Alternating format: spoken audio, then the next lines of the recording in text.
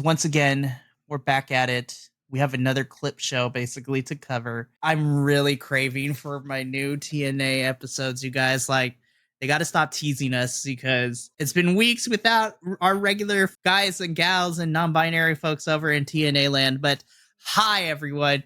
Welcome to the final episode of Table for Two plus You, your weekly Impact Wrestling review, because starting next week, we will be rebranding ourselves to the Takedown Troop because we are moving from Impact Wrestling to TNA Wrestling. We graduated. I would like to thank all of everybody that made it. No. But if it seems that we're a little less enthused than our normal chipper selves, like I said, we got part 2 of the best of 2023 for Impact Wrestling, which I was happy to see a bunch of these matches that we got tonight. But for the majority of us, especially when we got to the Bound for Glory matches, we all saw these already. Now, granted that my other two co-hosts weren't necessarily here when I reviewed Slammiversary, but then post Slammiversary is when I picked up Andrew and Will, and we pretty much saw everything after Slammiversary. So let's just jump straight into it. So we wasted no time. We were reintroduced once again to part 2 of the best of 2023 from our lovable commentator team of the Drama King, Matthew Raywald, and Tom Hannafan, who basically give us a rundown of what we're doing. And also, I'm just going to put this out there because we're not going to cover it during the actual show. There was a lot of product placement as well, especially for the TNA Plus app, which your boy shelled out $200 for that bit. But you know what? It covers it for the whole year, and that $200 includes all of the TNA Plus special pay-per-views, and that also includes the cost for the big 4 of Hard to Kill, Rebellion, Slammiversary, and Bound for Glory. So that's also included, which means I don't have to pay extra for that. So I'm excited for the action figure. Seriously, I'm excited. I'm hoping, so far what I got to see of the interface, it looks cleaner. It looks better than what we originally had with Impact Plus. But, we shall see. I love how it says it launches January 5th. I'm like, I could access it now, but I understand what you mean. Yeah. So without further ado, as soon as we're introduced from our commentary team, we literally get a brief description and we jump right into our first recap match of the episode, which also comes from Slammiversary 2023.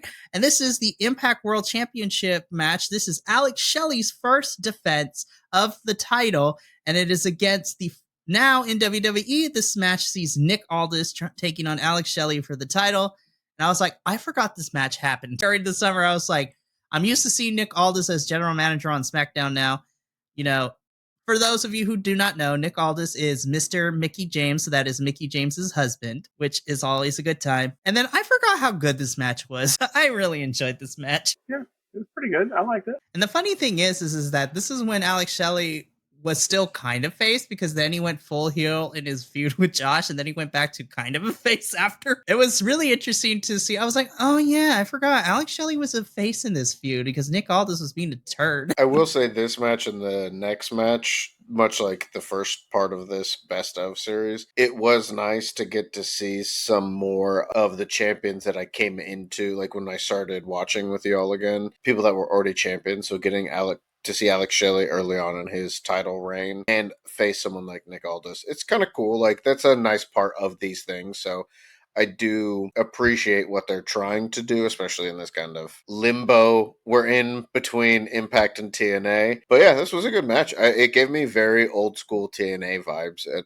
many spots, like just the style that the two of them brought. Agreed. Will, quick thoughts on Nick Aldis versus Alex Shelley? Well, Nick Aldis is a big dude. I was like, wow, he's huge.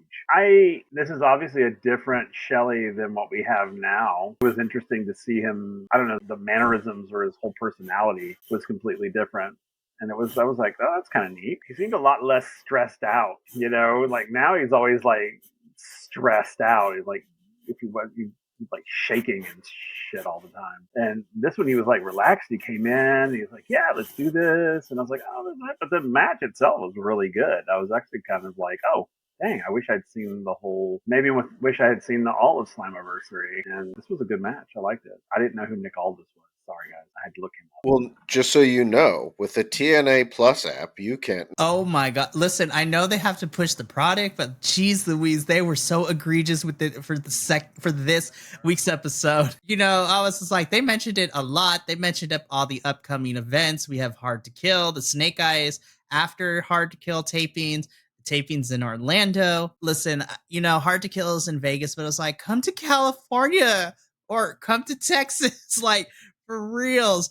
I will literally go if they're in California. I will find a way to drive us there, and if they go to Texas, I will fly my ass out there. Never come to Texas. I wish I was like, Trinity needs to be in that first wave. I will buy a Trinity action I will figure. buy a Trinity. Yes, indeed, and I will keep it in a box, and it will sit on my shelf. Better glow in the dark. That's all I'm you saying. Seriously, I will find something that you can wear that glows in the dark. I don't know, something, a protective bracelet or something. I don't. Seriously. So, like my compatriot said, this was a fun match. Again, I'm going to say this for all of this. We see these already, but it was fun to relive them. From here, we go back to our commentary team who give us the male wrestler of the year, which voted by the Impact / TNA fandom. And this year it happens to go to Alex Shelley, which I'm like, yes, absolutely, for sure. I love Josh, but I was just like, he was MIA for the first half of this year.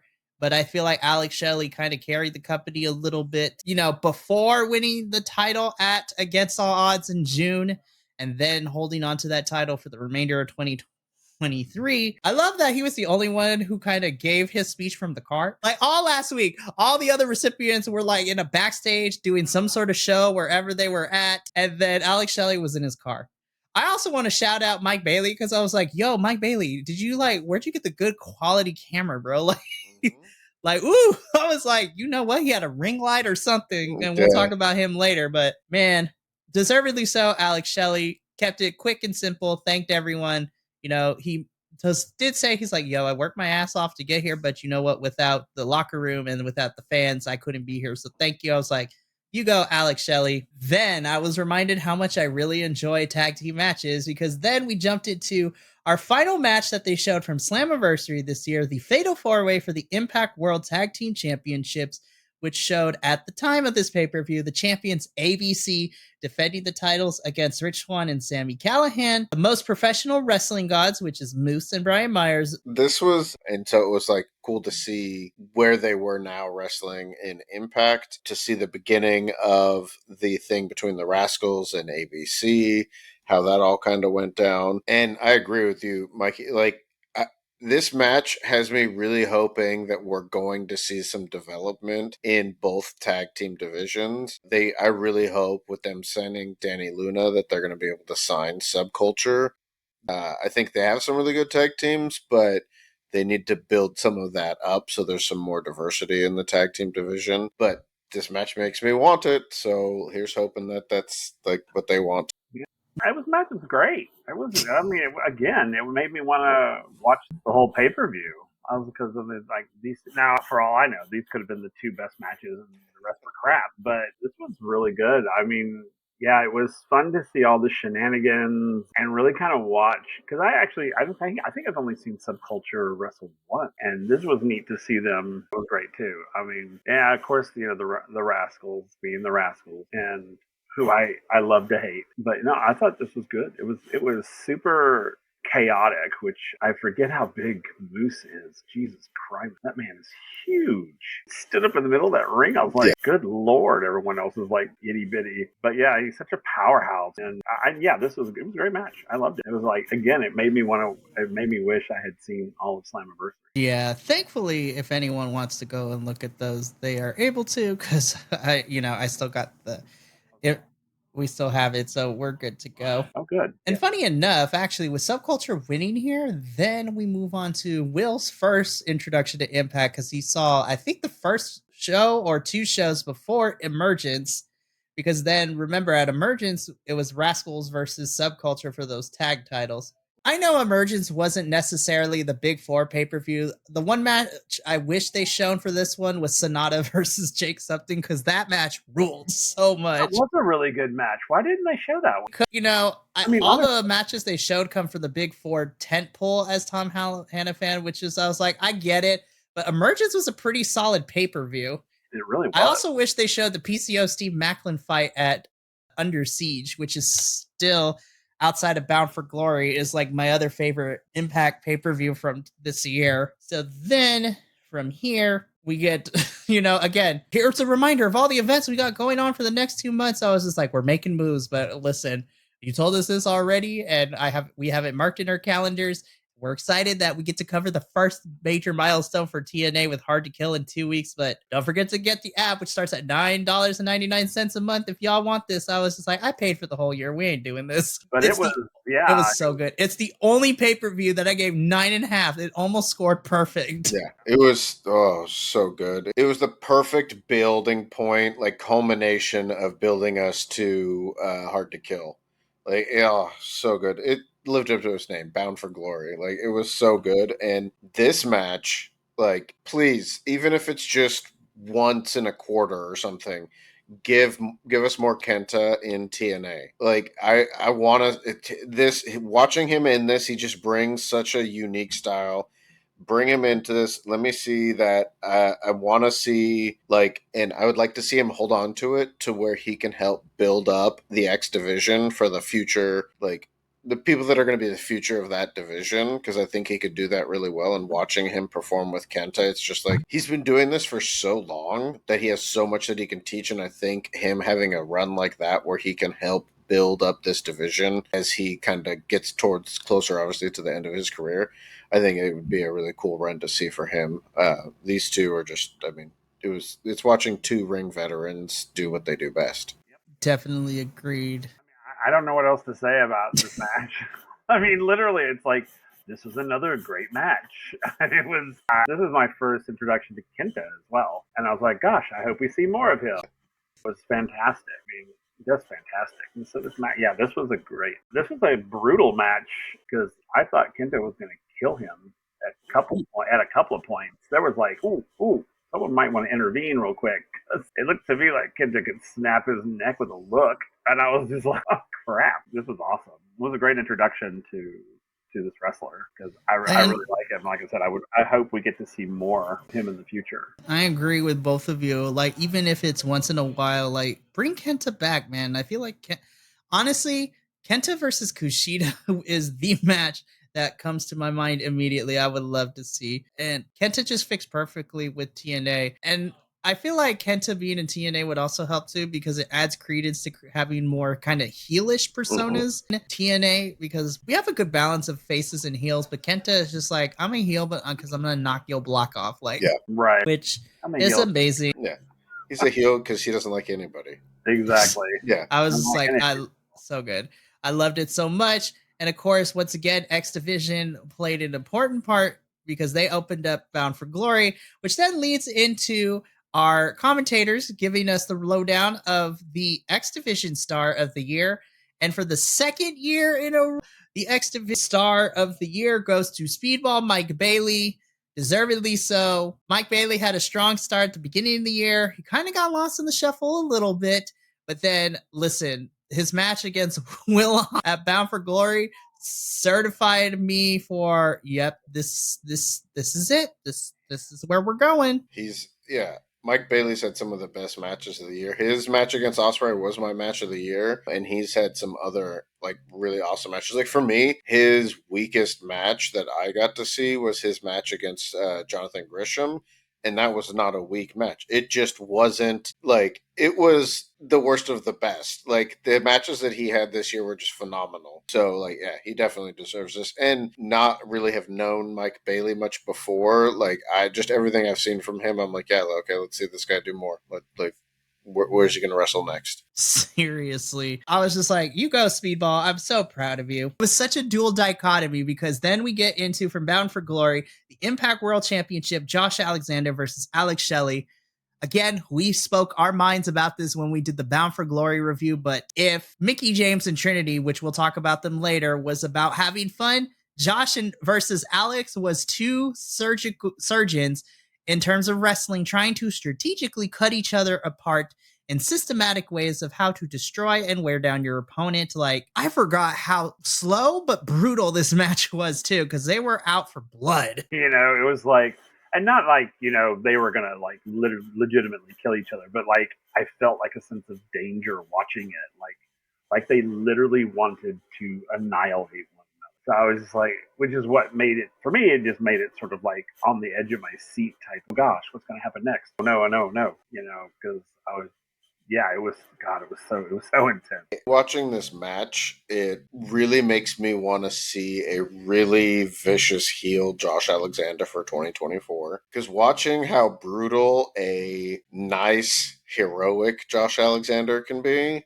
I think he could be the top heel of TNA going into the new year. And while my original pick for Hard to Kill was that I kind of was thinking Moose might take the title from Shelley, I think that I'd really like to see Shelley retain, go on to hold that title for a little while longer, and have some big title defenses, because he's had a couple, but I feel like he hasn't had the amount that he deserves. And this match, and then realizing he's only had one TNA Impact World title, he's only had one X Division title, and then 3 tag team titles. Like, he's had way less championships than I feel like he should have had in his career. And I'd really like to see this world title run really be something epic, because Alex Shelley is like, he's going to be up there on the Mount Rushmore of TNA Impact, like, staples. Like, he's going to be up there because he's done and been in this company for so long, and like just what he's still doing is crazy. So yeah, this match made me really invested watching this again, and both of these guys going forward 2024. Yeah, I kind of agree with you. I kind of hope that they do turn Josh heel. I think that would be fun to watch. I love me some Josh Alexander, but I think it would be really interesting to see what a heel version of Josh Alexander looks like. It's so funny whenever they go heel, they always tend to like go darker. Yeah. I wonder what that would look aesthetically. That'd be really interesting. And honestly, I think now is a good time in 2024 to start turning Josh towards that heel persona, because at least the last 2 years that I've been watching Impact, Josh has been this superhero face. Like, everyone loves him. I'm ready for a heel Josh Alexander. I'm ready. I'm so ready. Then from one championship match to another, also from Bound for Glory, we head into our Knockouts championship match between Mickey James versus Trinity. And I was filled with glee once again, because I was like, I forgot how much fun this match was. Was it technically great? It was not, maybe not the most technically like sound, but these two women, and I'm echoing Will's sentiments from our Bound for Glory review, this match was just two friends who are having a good time wrestling each other, and it's shown through.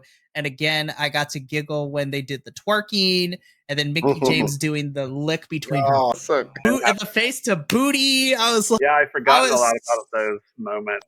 This match made me so happy. I was like, this match made my heart full when we first watched it. I totally enjoyed it again. It was great. And it was what was so great, and to piggyback is it was, yeah, that's, it was like two friends just sparring with one another basically, and like the title wasn't even a second thought. It was like, I'm not necessarily, it didn't feel like I'm fighting you for a title. It felt like this wrestle, and I really kind of liked that, and that's why, and I really kind of enjoyed it. Like the pressure wasn't there.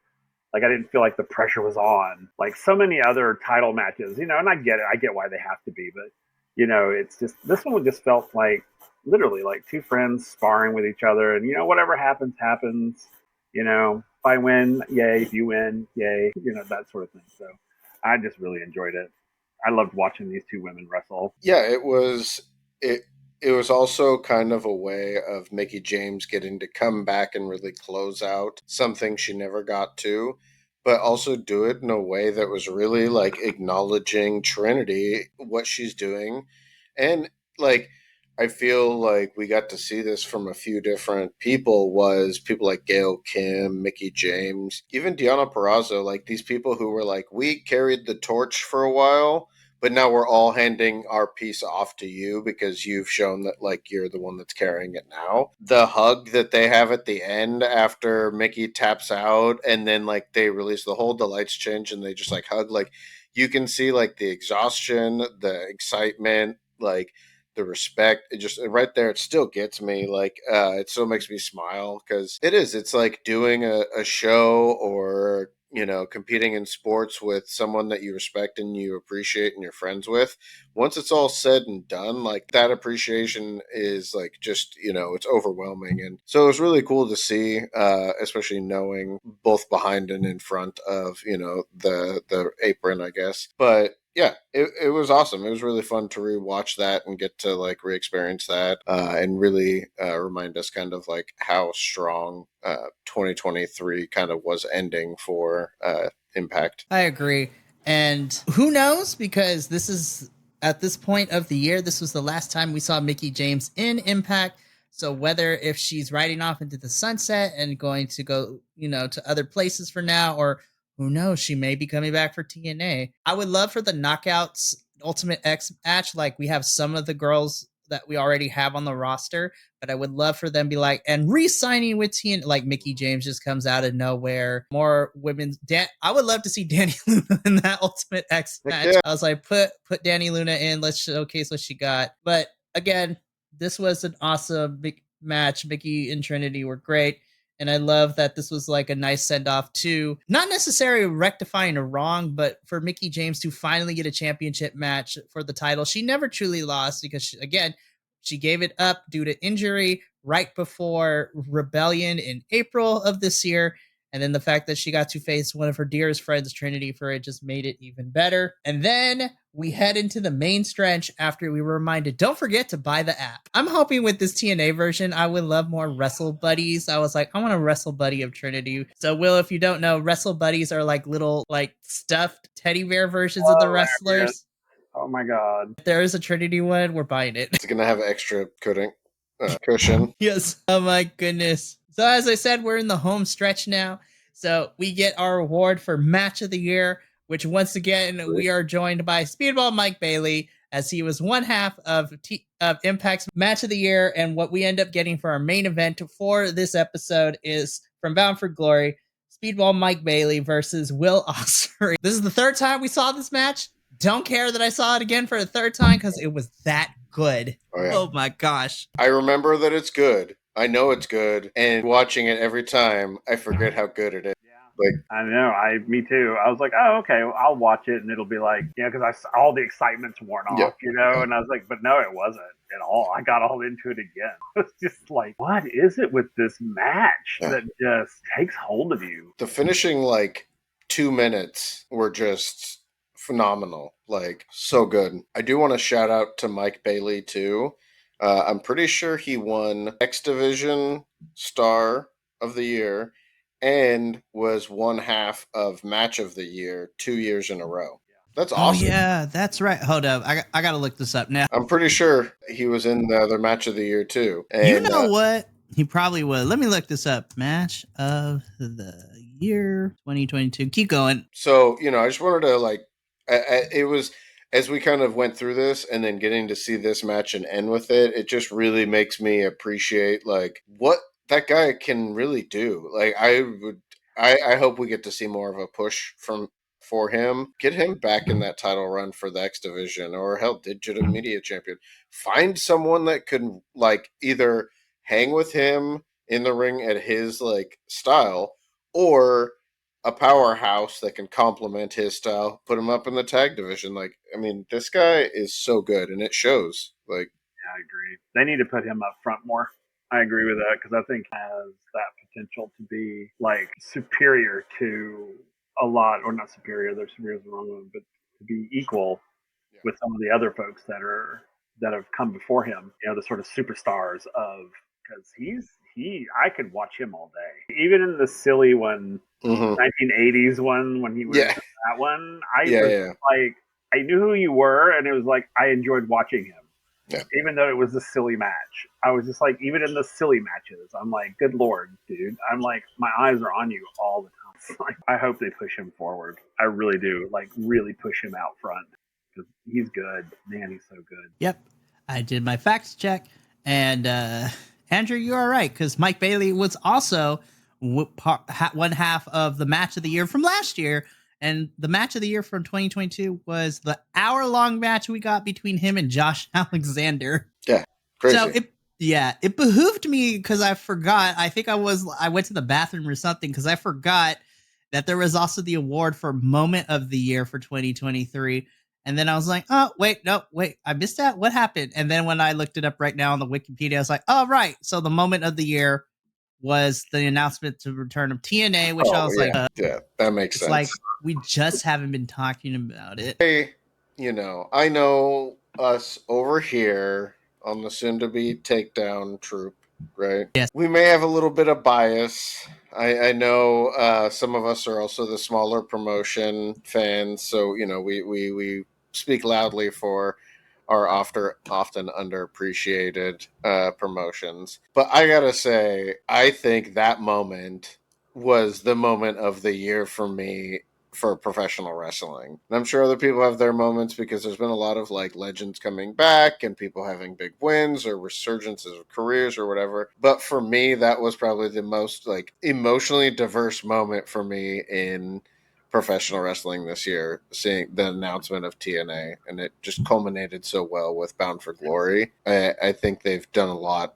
really well this year in Impact and TNA, and so I think, I think for the little guy in the matchup of all the Titans out there, I think TNA is doing some really awesome stuff. So I think it's something that people should pay much more attention to. I 100% agree. And I'm going to echo what Andrew said too, but I'm going to take it a step further. So I'm calling out our other Bi-Conics boys here. So it is no secret that the 9 of us like to poke the bear, so to speak, with each other. And we like to make fun of each other in a playful way when it comes to what we like in terms of our wrestling. And there is no malice between the 9 of us when we do this. It's all in good fun. And I know he will get a kick out of this, but I would like to call out. I'm cutting a promo here live on the air. JVL, I'm calling you out because you give me the most, pushback, and you make fun of the fact that I am unbiased towards Impact/TNA, and that you always call TNA and Impact a little indie promotion that no one has heard of. Well, guess what?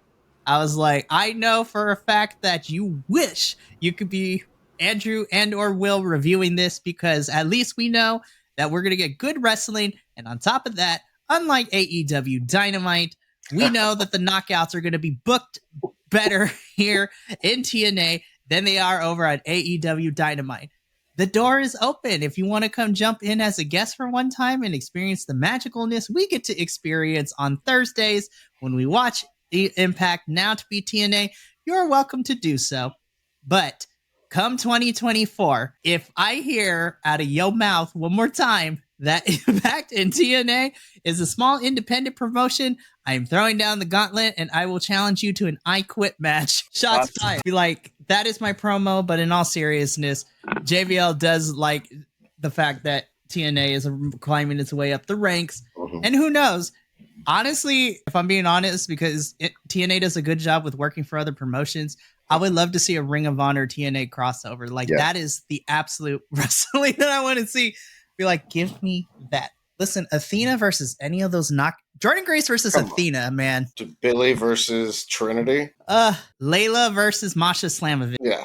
Who is the baddest Russian in the land? So many good matches. So many good matches. Actually, just keep the men on Ring of Honor. Just bring all the women's division. Dalton Castle. Oh my gosh. TV, Ethan Page. Yo, Iron Savages would be Outrunners fit on TNA. Yeah, no, I think there's a lot of good crossover there. And if they're going to do anything, I could see AEW being like, all right, we'll let some Ring of Honor go over there because they're a little different from AEW. So at least we have some separation. Well, who knows? Because then again, remember 2 years during the pandemic, Kenny Omega, the belt collector, he was Impact World Champion for a little bit. And then we also had at Slammiversary 2 years ago, Deanna versus Thunder Rosa, which was also a really good match. Listen, for Forbidden Door, let's open it up to having TNA also be a Forbidden Door too. There is no limits to what TNA can do in 2024, and I'm super excited to see what we're going to. I guess before we talk about some news, because I didn't tell Will this, but we're going to fill him in to what me and Andrew were talking about prior to coming on about a certain women talent, potentially with options being less and less between the other companies where she might go. And we'll talk about it a little bit. This one's tough because it's a clip show. I will grade it. I think this was like a good 6.5 out of 10. Not because I thought anything was inherently bad, but it's the fact that I saw all these matches already and they were great. I will say, you know what? No, I'm going to give it a 7 because Will versus Speedball Mike Bailey still is one of the greatest things that I saw all this year. And this is the third or fourth time I've seen that match and it never gets old for me.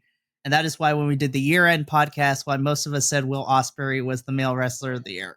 Because this man has not had a bad match this year. Yeah, I agree. I think this for me was a 7.5. It was a little lower than last week's because I don't know if maybe it's because some of the matches this week were repeats for me and last week's just felt a little exciting, or maybe it was just the way it was laid out, or maybe it's because it's the second week in a row of a clip show. Technically, I guess, third week in a row of a clip show. And so it's not got me super excited for next week when we're basically going to get another one. It was fun. Good matches. Cool to rewatch some stuff. Like, interesting to watch stuff I hadn't seen. And there were 3 really good matches that I was pleasantly excited enough to sit through and watch again. So it was decent. But yeah, I'm really at the point now where I'm very parched for some new TNA. And that sounds weird out of context. We love it. We are thirsty boys over here for new content for TNA, seriously. And we got to wait 2 more weeks before we get it. So good. Listen, I'm super hyped for Hard to Kill, but Will, I know you're not a fan of clip shows, but give us your thoughts. I gave this one a 7.5. Again, because, well, I had seen most of the matches except for 2 of them. And even though I really enjoyed the matches that I had already seen, I enjoyed them again. And then I enjoyed the 2 new ones that I had not seen. So I was like, oh, okay, so this is a pretty well-rounded episode for me. I thought, okay, it's pretty decent. It's not bad. I mean, it's a clip show, so it's not going to get any higher than a 7.5, but it was good. I mean, I didn't not enjoy it. So yeah, 7.5. 7.5. Again, so we mentioned it right now, but next week we are getting another clip show. This time it is going to be the official rebrand of TNA. And so next week, Matthew Raywald and Tom Hannafan are going to walk us through the greatest hits of TNA wrestling. So I'm really interested because I was not a wrestling person when TNA was at its peak in the mid 2000s. In fact, I didn't even know professional wrestling was a thing because the peak of TNA, for me, the peak of TNA, I was like in middle school. Yes, I'm showing how young I am here. I was in middle school in like 2005. So, and that's saying something because I am 30 years old, but that was like peak TNA. I was still in grade school, but that compares nothing because peak TNA, I believe our youngest member, Minnie, I think he was not even born yet. So I think he was like 3 or 4 because he's just turned like 23. He's our baby of the group. Yeah, I'm excited to see it because that TNA was the TNA that I watched. Like, that was, especially having been through the Monday Night Wars, when TNA really started to come up and challenge to be that second place promotion. I was excited for that because I remembered what that experience was like, and they did some really awesome things. They got people who, similar to now, we're not getting used or we're getting pushed out or wanted to do just different things with the big company. They found a place in TNA and they did some really weird stuff with turkey costumes and stuff like that, but also had some amazing matches. And so I'm looking forward to just getting some of that nostalgia, and it's cool to get to see what you two think about TNA and the matches that you may not have seen, especially when it might throw back to some people that you have seen recently. So yeah, I'm thoroughly excited. Obviously, because I watch pretty much all the wrestling brands, it's going to be fun to see TNA version of Samoa Joe, AJ Styles, and the Christopher Daniels, Kurt Angle. Yeah, Perk Angle. Now, of course, because they got to save face, obviously they're not going to show us the Jeff Hardy was drunk in the middle, which was a really big storyline for TNA. And then I'm wondering if we're going to get clips from the Jeff Jarrett owned TNA. Oh, God. Or the NWA TNA or Global Impact Wrestling or, yeah. See, the reason why TNA fans now get made fun of, Will, is because post like 2011, things took a hit for TNA. We went through 3 different changes for the company, and it became like that promotion became the laughing stock of the wrestling world. And then once Scott D'Amore got his hands on it and like shaped it up, it took him like what 5 or 6 years that Scott D'Amore has been in charge to kind of get it back into relevancy. And now it's cool to be a TNA fan again, but of course we still get made fun of because everyone remembers how bad it was post 2011. Yeah. So I'm excited. We'll see what matches they end up showing for the clip show. And then what I'm guessing is in 2 weeks, the Thursday, the go home show is basically, it's got to be some sort of like, let's talk about Hard to Kill. Yeah. I really hope. Road to Hard to Kill. Hopefully that's what we get. I hope so, because like this is going to be fun. And then of course the schedules align. We're definitely watching Hard to Kill together. Yeah. I'm excited for that. So before we sign off for the night, let's talk about this news that just broke like hours ago. So for those of you, well, who knows? It might be dated by the time this video goes up in a couple of days. But as of right now, what I read per Fightful and some other wrestling outlets, Miss Mercedes Moné, formerly known as Sasha Banks from WWE, it seems that talks with WWE have kind of fallen through. And so it seems like she's not looking to go back to WWE anytime soon. Now, we've been following the story for the last couple of weeks because we got report a couple weeks ago that AEW is not really looking to make a move for Mercedes. She's not re-signing with New Japan, and talks with WWE has just come and gone. So TNA has been seeing that there's a huge signing right now. This is a long shot, but it would be the ultimate power move if Mercedes Moné ends up signing with TNA, and this is the big signing. I'm like, listen, if TNA can make the equivalent of AEW signing Will Ospreay, this is going to send shockwaves. So, Will, we talked about Mercedes a little bit. So Mercedes, formerly known as Sasha Banks, she and Trinity used to be tag team champions. We told you the story back when they were in WWE, and then they walked out of the company because they weren't being treated right. The women's tag team division was not being treated right. And they publicly got buried on air by Michael Cole and the rest of the commentary, which was horrible. It was huge backlash. It would be the biggest, sweetest pie of revenge for Trinity and Mercedes to both be in TNA and to have them be thriving in this company. Listen, I watch WWE, but I would love this to be the proverbial middle finger to Vincent Kennedy McMahon, because he doesn't believe in women's wrestling. He's not in Power no more, but that would be the sweetest thing. But who knows? I might be like dreaming for this, but if it ends up being Mercedes that she signs, the matches we could possibly get if this is listen, Trinity versus Mercedes, it's literally 2 former tag team champions, friends. Like, I would be here for it, but then Mercedes versus Jordan, Mercedes versus Giselle, Kylan King, Masha, Killer Kelly, Tasha Steele, Sunny Kiss versus Mercedes is a match I want to see. Also, by the way, hopefully Hard to Kill in the Knockouts at Ultimate X, Miss Sunny Kiss makes an appearance. Yeah. I would love for Sunny to be a part of that Knockouts X Division match. Every knockout that's been wrestling in the last, few months should be in that, because it's been like a collective of like really strong knockout performers. They should all get their moments in that match. Oh, absolutely. So again, I might be reaching for the stars here, but if it ends up being Mercedes that they sign, it would be amazing. But honestly, I'm excited for whoever they end up signing, whoever this big. Can you imagine if it's Okada too? I mean, Okada would be crazy, especially because he's already showing up for. Yeah. But no, it would be if TNA signed right after AEW signed Ospreay, like that would be. It would bring up their international spotlight so much.